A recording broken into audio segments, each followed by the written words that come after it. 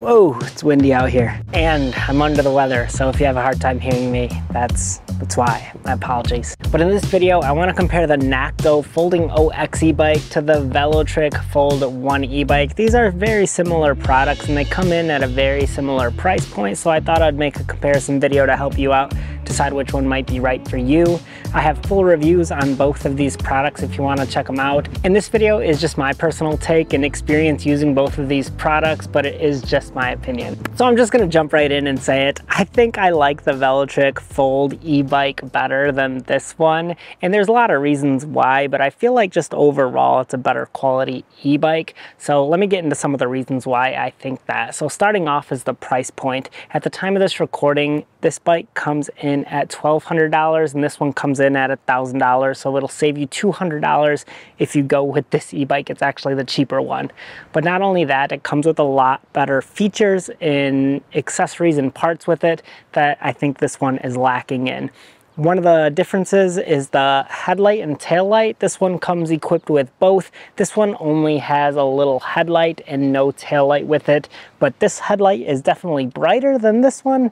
And it comes with the included tail light, which glows brighter when you squeeze the brakes, so that is winning in the lights department. Another win for the Velotric e-bike is the brakes. These are hydraulic brakes and these are mechanical brakes. These don't operate quite as smoothly or as nicely as these ones, and these ones are more responsive. So I like the braking setup here.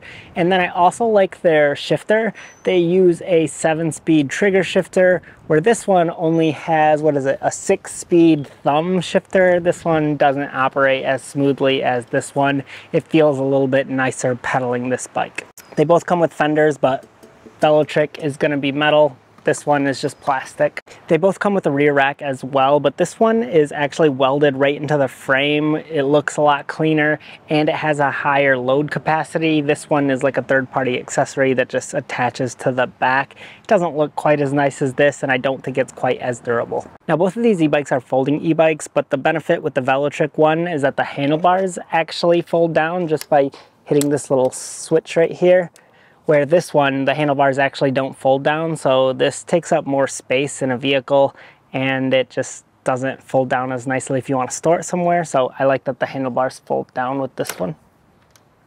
Also, speaking about the handlebars, these ones can be raised up or lowered depending on your height to get a more customizable riding experience, versus these ones are locked in place and they feel just slightly lower. They're kind of here down at the bottom, versus this one they're up a little taller, or you can put them down shorter. So I feel like this is just accommodates more riders in general, so I like that setup. Now when it comes to the tires, these are both 20-inch around, but the Nakto e-bike has 4-inch wide tires, where this one is only 3-inch. So they're both decent size. This one is a little bit bigger. This one, although it's smaller, it has a little bit better tread on it though, so you still get pretty decent traction, and they both come with front suspension. I feel like this might win a little bit in just the smoothness because the tire is a little bit fatter and absorbs more rocks, but I can't complain at all with the comfort on this because it has a really comfortable seat. I actually like this seat better than this one. This one feels really nice to ride actually. So this one does have bigger tires, but this still is a nice quality riding experience when it comes to the comfort. Now when it comes to the riding experience, the Velotric e-bike has a 750 watt motor, where this one only has a 500 watt motor. So this is actually gonna give you more power and help you get up hills easier.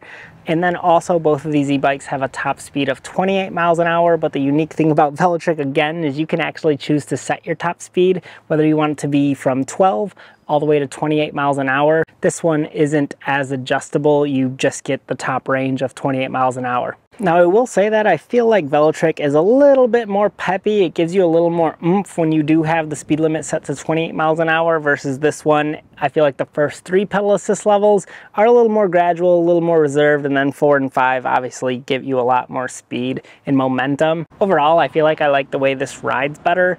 Just is a little more responsive and right there with you, versus this one. It's a little more laggy, but they both use a cadence sensor, which just brings you up to whatever pedal assist level you're in. That's the speed you go.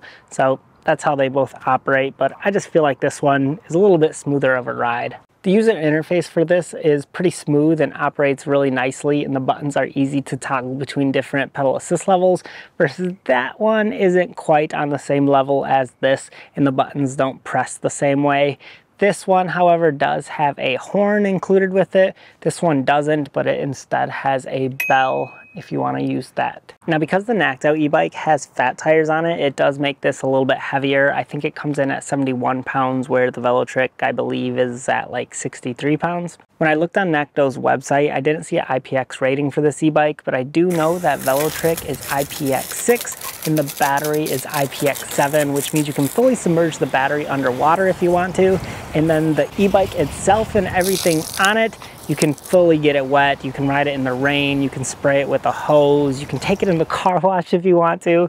Literally, you can get this all wet and it's gonna be fine. So that's really nice when it comes to the durability and the longevity of it. I feel like this is gonna last a lot longer. When it comes to the range on both of these e-bikes, Nakto advertises that it gets you a max range of 60 miles, where the Velotric one will get you a max range of 55 miles. They both have removable batteries in the same spot, but the nice thing about this one is you can actually raise the seat up to have access to it, which is really convenient. But this one, the seat is locked in place, so it's a little bit harder to take your battery on and off. But the nice thing about this battery is that it's UL certified, which means it's gone a little more under more scrutiny and it's just tested better. So it's just better quality, in my opinion, the UL certified battery is. So that's my take on that. So as you can see by this comparison, I feel like the Velotric Fold e-bike just wins in so many different departments. It comes equipped with a lot of different features and nice quality parts with it.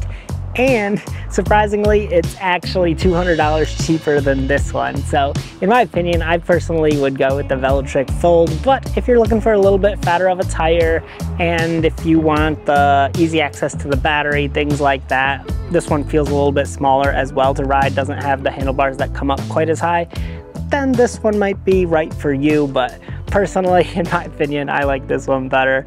But there it is. Now you have an idea between these two e-bikes. Hopefully it was helpful. Let me know in the comments if you have any other questions. And thanks for watching. Catch you on another one.